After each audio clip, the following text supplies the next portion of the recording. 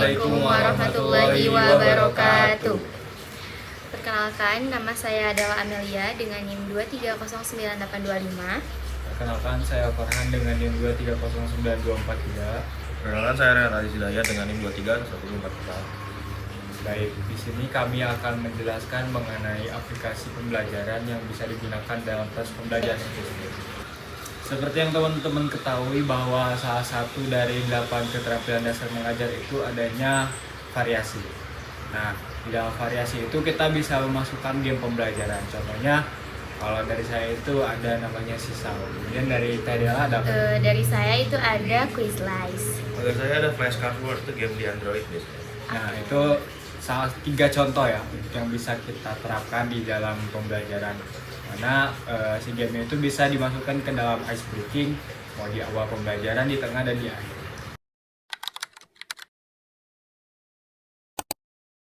Dan di sini saya akan menjelaskan tentang aplikasi Quizlice, yang mana aplikasi ini itu berupa website yang mana teman-teman bisa mencari atau mengetik di Chrome ataupun di Mozilla Firefox-nya Quizlice. Dan kemudian bisa teman-teman pilih opsi sebagai joinnya sebagai guru kah atau mau join sebagai siswa. Dan kemudian bisa teman-teman lihat ada opsi beberapa soal, yaitu seperti matematika, kemudian ada sains, IPA, dan sebagainya macamnya. Dan kemudian teman-teman bisa langsung membuat soalnya di create. Nanti di situ ada beberapa jenis yang bisa teman-teman buat. Ada yang bisa buat minta bantuan AI, dan juga ada buat segala macam kuisnya. Dan untuk kelebihannya tersendiri adalah aplikasi ini tuh bisa digunakan secara real time atau bisa digunakan di mana saja, kapan saja, dan kapan guru itu bisa memulainya. Dan itu tergantung oleh siapa yang mempunyai atau siapa yang membuat soalnya. Dan otomatis itu adalah guru ataupun dosen. Kemudian kelebihannya itu adalah guru bisa memonitoring secara langsung atau mengevaluasi secara langsung apa saja kelebihan dan kekurangan siswanya di situ. Dan untuk kelemahannya sendiri, aplikasi ini tentu membutuhkan perangkat dan jaringan yang bagus, karena perangkat dan jaringan yang bagus itu sangat mempengaruhi kelancaran dalam menjawab pertanyaan atau soal-soal yang ada di Quizlice itu sendiri. Dan untuk langkah-langkahnya tersendiri yang seperti saya jelaskan di awal, teman-teman bisa mencari aplikasi atau website ini tuh di laman Chrome, Google, dan segala macamnya. Kemudian klik atau ketik Quizlice. Dan teman-teman bisa join sebagai guru atau siswa.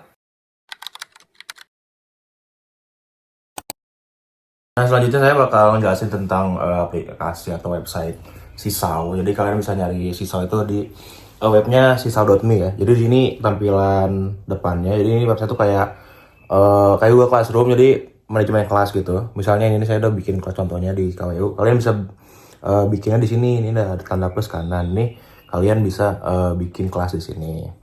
Nah, kalau udah dibuka, ini ada beberapa aktivitas.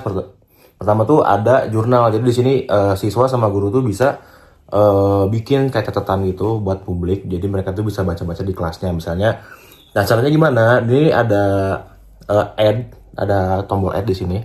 Kalian bisa klik, terus nanti ini pilih nih post jurnal. Nah, ada beberapa fiturnya. Di sini ada movie, ada drawing, ada foto, note, upload, dan linknya juga. Nah, kita bakal coba yang note aja ya. Jadi note ini kita pencet yang note. Nah, ini bisa ada catatan misalnya KWU adalah bla bla bla bla. Nah, nanti kita tinggal post di sini. Nah, udah gitu, kalau misalnya udah post, nanti siswa tuh bisa ngeliat di timelinenya, dan juga ntar bisa komentar, bisa like, dan juga bisa nambahin file juga di postnya ini. Nah, terus ada juga activities-nya. Ini tuh kayak pematerian. Misalnya nih saya udah coba yang ini.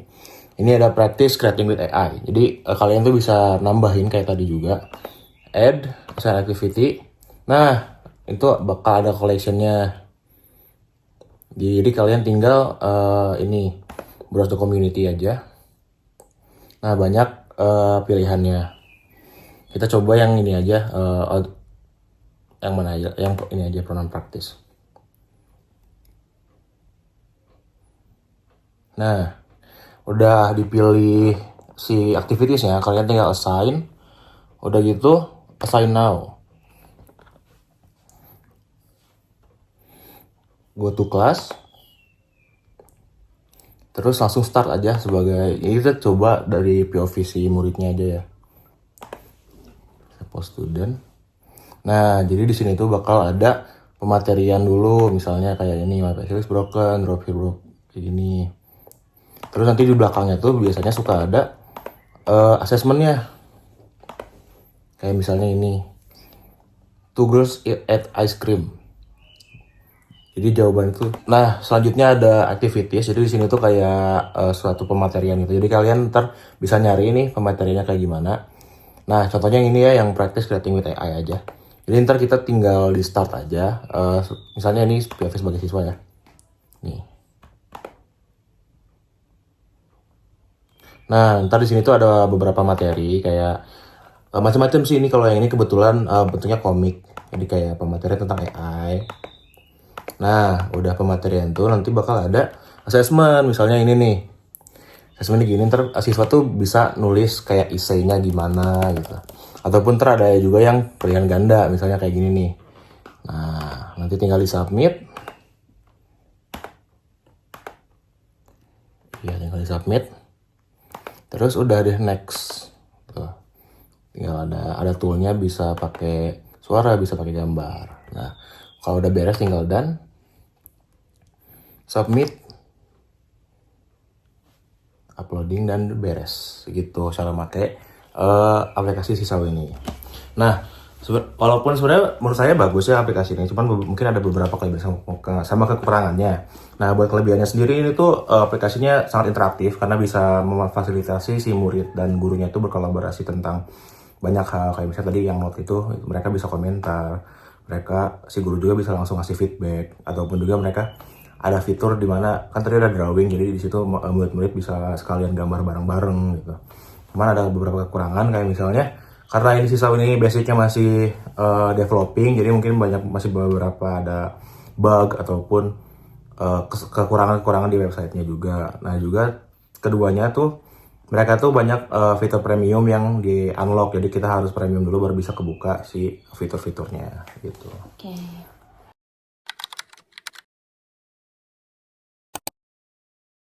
Baik, selanjutnya saya akan menjelaskan aplikasi flashcard. Nah, apa itu aplikasi flashcard? Yaitu aplikasi untuk mengingat siswa dalam pembelajaran. Nah, misalnya ketika siswa menulis apa yang sudah diingatnya di dalam flashcard tersebut, nah kita bisa mengulang kembali dalam beberapa jangka waktu yang panjang gitu.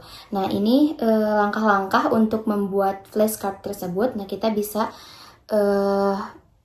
klik create sheet. Nah, di sini kita bisa tulis apa nih judul yang bakal kita buat untuk flashcardnya. Terus kita bisa pilih kategorinya. Terus dan di sini bahasanya menggunakan bahasa Inggris. Nah, oke, ini di sini saya sudah membuat misalnya tentang kewirausahaan. Nah, jadi kita bisa menghafal apa sih definisi misalnya promosi nih.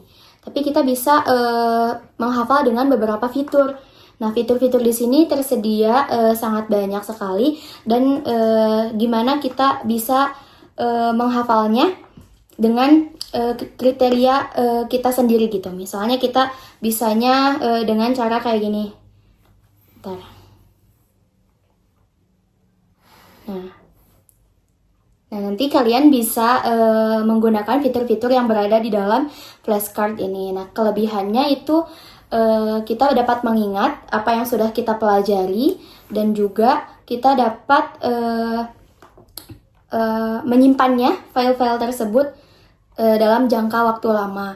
Terus kekurangannya, fitur-fitur yang tersedia di dalam flashcard ini menggunakan fitur Pro dan juga tidak ada fitur untuk evaluasi di dalamnya gitu. Jadi cocok untuk mengingat pembelajaran yang sudah dipelajari saja.